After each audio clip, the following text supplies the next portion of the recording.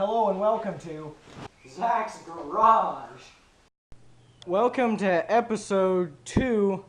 In this episode, we're gonna fix whatever broke between now and then, because it overheated and died, and there's a coolant hose that's in half. So I'm gonna duct tape it up, try to drive it in here, and then we're gonna get to the pimping. So basically, what we did was we taped up the old hose here and drove her into the garage. So I'm gonna take out the thermostat and look at it, and hopefully it's all kinds of broken, because then I'll understand why this happened. Also need a new hose. So this is your Zach's Garage tech tip of the day. You get you one of these magnetic doodads from Harbor Freight. You can stick all your hose clamp thingos on there while you're trying to connect back the party over here, and you got all your stuff right where you need it. Works good. Welcome back to Zach's Garage. We fixed the hose. Splitter things, because the angle on that one was to fix it. So I bought one of those little plastic doodads from AutoZone that you stick in there and you put the Ringo clamp thingies on, and she'll be fine. There's my mechanic carpet. This is a certified snap-on thing, so you can work in your engine bay. And look at that, it just dusts off. It's fine. You just kind of lay over top of everything. It's all broken anyway, so it really doesn't matter. Also, I'm selling it. It's going to be going to a new home, somebody else. I'm going to be getting a Mercedes. Expect a video on that before too long. But hopefully this is the last time I have to do any kind of work to this piece of garbage. I don't know how much gas it's got in it right now, which could be a problem. But it's probably fine. I was about to start it up, but I've got some pieces that kind of need to go back on it. That looks important. So we'll do that. And then, welcome back. So, after we fixed the hose up there, I showed you guys the plastic bit that the guy before me put in there. So, I literally did the same thing. That there is the thermostat, which needs replacing, because I took her out, she idled, and she was doing really angry stuff. So, we have to somehow undo that. However, yeah, look at those bolts, and look at how long the threads are that they're in. Or like the, I don't know what you want to call it, but my bad, I accidentally cut the video. But look at the bolts. Like, there's no way that I can get a socket on there, and I tried to get a wrench in there. My hand doesn't bend in the directions that it needs to be able to get to there, and there's no way that I can get there from the bottom of the engine, because just where it's at.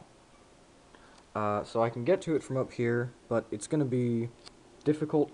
So Harbor Freight hasn't closed yet, so I'm going to go there and spend more money on this truck trying to get some kind of something that can do that. So these are the really weird screws that came out of it. Not really sure why they have a bolt and threads on both ends, but you know, it's a Toyota, so I'm not complaining. Except I am, because that's where the thermostat was. Believe it or not, even after what it's all been through, it's pretty green. There, yeah. I mean, it's got flakes of rust and stuff in there, which is not great, which is why, for sale. This was the old thermostat. As you can see, it's got problems. If there's a reason that it's offset like that, maybe this is like some really cheap, awful version that somebody bought, let me know in the comments if anybody knows anything about vehicles. Also, Duralast tools are pretty cool because they have a lifetime warranty, and you can just go into any AutoZone and be like, hey, it's broken, please give me a new one. So, there you go. Now I have to mechanic man that back together, and I'll let you guys know how that goes. So, welcome back. We took that out, and we tried to put the new one in, but this is a 52 millimeter, and that won't have any markings on it in any way to tell how much it is. But I took the ring off of it, the old one that was broken, and it just snapped like a piece of plastic, and put it on that, and it didn't work. So, in a feat of genius, my friend suggested that I just take it out completely and put it back together, and that's exactly what I've done. So we have no thermostat, and that shouldn't cause a problem because there won't be pressure that'll be trying to break the thermostat, and there also won't be pressure trying to break the hose that is broken twice before. So now we're gonna back out into the driveway and we're gonna let it idle, and if the sizzling doesn't happen, then we should be good to go. And I'm gonna go give her a little wash because she is not looking very for sale right now. And once she's all nice and clean, I'll be taking her away to her new owner, and I will bring you guys a video of the new vehicle that I will be owning very soon. I think you guys will be very excited about it because it's a vehicle that's close to my heart. See you guys in a minute. So we're on like day 3 or something of fixing this one simple problem. Thermostat's down there, it's fine. Right there. Because I gotta be careful because if I touch it I'll die because it's hot. Over the years of this vehicle not being maintained by anyone other than me, it has corroded the outside of this. As you can see there, it's really bad. And that corrosion has caused it to seal itself. And me, being the person who I am, thought that V6 motor, right? I have changed thermostats on V6 motors in the past. Where would the thermostat be? Right there. Where is the thermostat actually? Oh, it's down there. So I took that off, and I was like, playing with it and like knocking the corrosion and stuff out of it. And doing that caused it to break its seal that it had created by corroding itself. So it's Sunday now. I've been working on this since Friday, and Monday I'm going to go to AutoZone or Lowe's or somewhere of that nature and try to buy some sealant stuff that I can put on there that can handle, I don't know, probably 10 or 15 pounds of pressure. I don't honestly know how much is going to be going through the system, but hold on. Yeah, okay, this is 13. So this is 13 right now. It says 13 on that. So 13 pounds of pressure at least. And I stripped one of the bolts out because I was trying to tighten it back to keep it from doing what it just did. But other than that one small part, she idled perfectly. She did that really weird RPM hopping thing that was happening. It would like go from 1500 to 2000. It would go wow, wow, wow, wow, wow, wow for a while.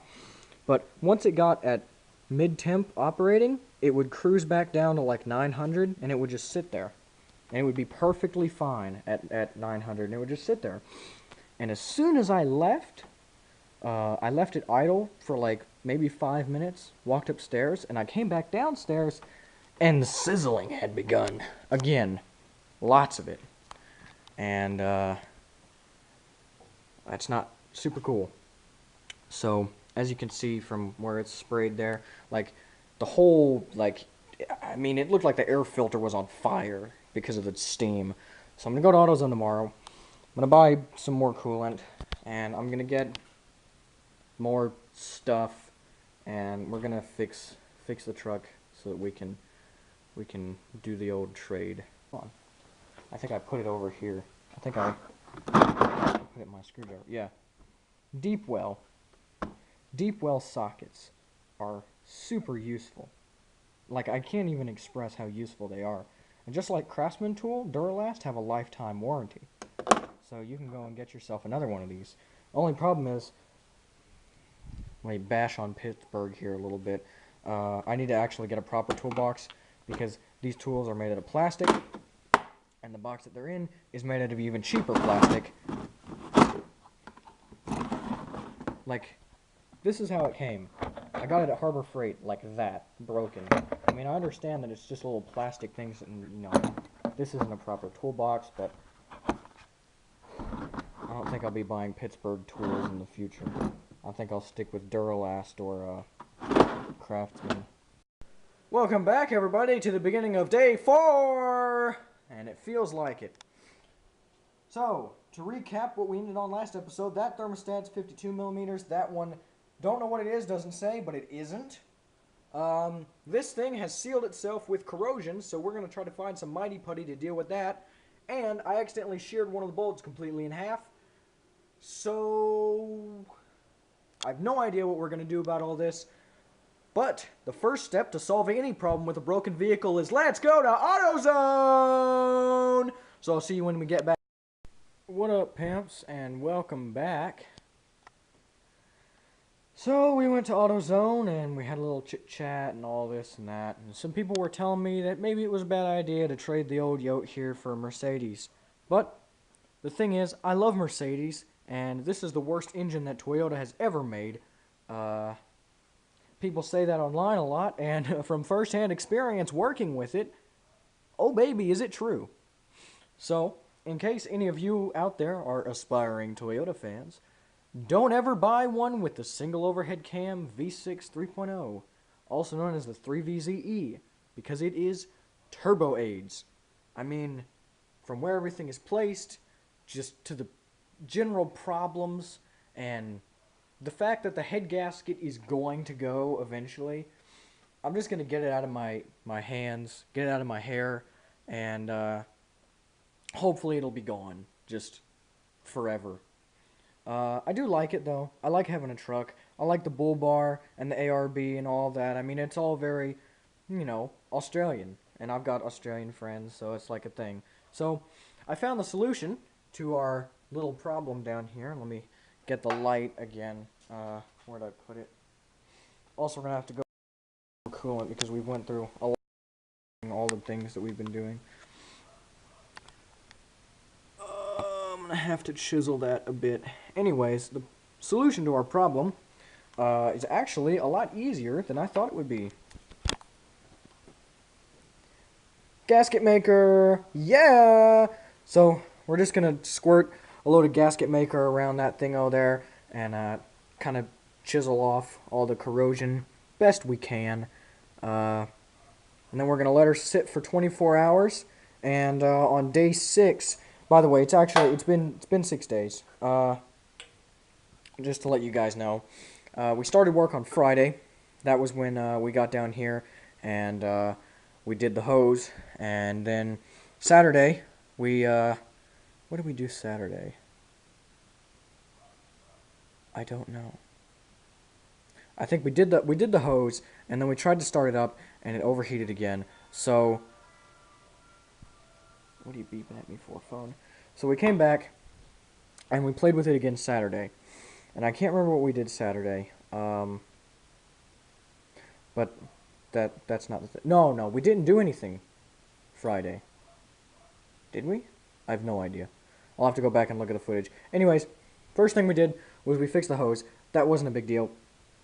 That was pretty easy. Sorry about that. I've been drinking a lot of Surge. Zach's Garage is sponsored by Surge, the official drink of being awake since 8 p.m. yesterday night. So we did the hose, and the hose is fine. It's holding pressure. Everything's good. It's a shorter hose than original, so it's kind of doing some weird stuff over there. But I'm not gonna really care about that. It's all with the brake fluid, and then you know that it's free range. You know, we're all about equality and veganism and the fair treatment of hoses here. So we let our hoses be free range. They can flop around in the engine bay wherever they want to. It really doesn't matter. So then we did the hose first, and then we broke this and figured out that was also causing problems. And then once we figured out where the thermostat was actually, which is down there in that awful hole, I'll get the light on her again. Yeah, that's where the thermostat is. We broke and mangled our arm to try and get it off. And then we realized that we couldn't do that, and that AutoZone was closed, so we went and bought the socket extension, the deep well socket thingy. And then we deep well socketed that off. And then we found out that our thingo that we have it doesn't work because it's broken, because this is the way it's supposed to be, and that one's not the way it's supposed to be. And this truck is so specifically unique in a terrible way that you can't get parts for it unless you are talking to somebody who has owned one in the past. So it doesn't have a thermostat, but that's not a problem. That's a problem for the next owner.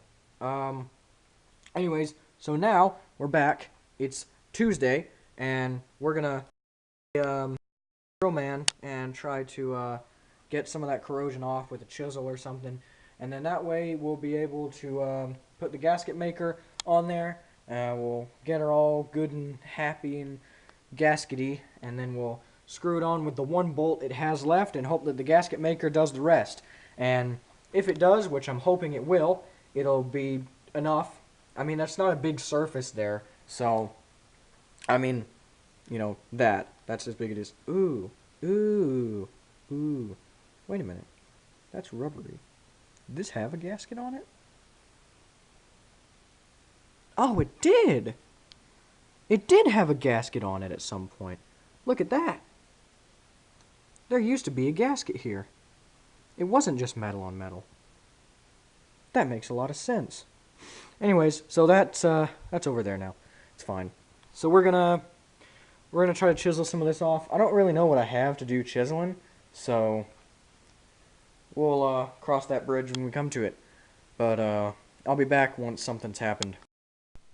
So I was just gonna rock it without a thermostat, but the puddle in the floor I just noticed, and when I slid under there to figure out where it was coming from, thermostat says otherwise. So we've got the old one, we got the one that doesn't fit. We're gonna go back to AutoZone again, try to figure this out. I spent a lot of money in this truck. Happy to get something that isn't it. So, as much as I enjoyed having the outdoors out there, being all outdoorsy and, you know, we're gonna lock up here. Oh, my leg doesn't want to bend that way, but it's gonna. Okay. Hand it is. We're gonna head back to AutoZone and, well, yeah. I'll let you guys know when I get back. Welcome back, ladies and gentlemen. So we went to AutoZone and got a thermostat that's the correct size. 52 millimeters, or, you know, 51.9 something. Measured it myself with one of the electro doodads at AutoZone. We also got a scrapey majigger doodad. So I've been scraping off all the crud from there, and all the crud from here, and look at that. That looks almost like it's pretty. Or at least around the ring where I'm going to put the sealant. So, things are happening. We got the right thermostat too. Hopefully that's going to cut down on the nice puddle we got going down. So we're just going to screw that off. We're going to slide our pan back under there and collect all the coolant that flows out. Also, new of the cheap. And we're going to slap that in there once everything's all happy. We'll probably wait an hour or two for the sealer stuff to seal. It says wait 24, but the guy that I'm trading with is like, I wouldn't wait that. It's usually good after 1 hour. So if that's what he wants to do, he can take his life into his own hands, and we'll do it for an hour. But personally, I would have done it for the full 24 stuff. So we got the old sleeves rolled up on the old flannel here, and we're gonna get down and dirty. We're gonna go back down in there, and we're gonna crack open the old thermo housing again. This will be the second time we've taken it off. Did I literally hear some spill out as I rocked up again? Probably. I've also got the garage door open, so it'll be a little bit warmer in here for me, so I don't have to be playing Heat Man. Caution lights going good. We're doing caution things. You gotta watch out. This is a dangerous job. Not everybody can do it. Also, Surge. Surge is the official sponsor of Zach's Garage. It's actually not, but if Surge wants to sponsor me, I'd be more than happy, because I couldn't have done this on the hour of sleep that I got this morning if it wasn't for Surge. It's 99% sugar and 99% caffeine, and it's 200% stay awakeness. That's my official endorsement for Surge. Caution cone. But yeah, this is gonna be real fun editing all this together in a way that it. All right, guys. So finally, the deception is up. Yote runs and drives again. She's got a brand new thermostat, loads of coolant, and gasket creator. Basically, fix a flat around the thing that I broke. She's got 210,000 miles. Completely cleaned it out. Bed's empty. Gonna throw the winch in there. And then she's gone. Yote's gonna go by. It's a bittersweet moment for me because as much as I hate this vehicle for causing problems to me so much, I also love it because it really helped me learn more about vehicles and how to fix them and how they work. And in a very strange way, I'm gonna miss this truck a lot. And I hope I get another one like it in the future. But for now, this is it. Goodbye. Goodbye light pod installation. Goodbye oil changes. Goodbye thermostat. Goodbye broken hoses. And hello new car. I hope you enjoyed this episode of Zach's Garage. It was longer than the last episode, and well, reasonably so. I had about 4 or 5 days of working on that truck. Anyways, expect a new episode pretty soon. I'll be showing off my new vehicle to all of you guys and giving you the workaround on the engine of it. And should be pretty cool. We'll have a lot of work and a lot of fun in the future, more working on cars. And I've already got a whole bunch of projects lined up for the new vehicle and a whole lot of stuff that I'm going to do and a whole lot of fun I'll be able to share with you guys. Frustration and staying awake for 14 hours while living off of nothing but surge. So, stick around. Hope you like the series. Leave your helpful feedback or death threats in the comments. See you guys in the next one.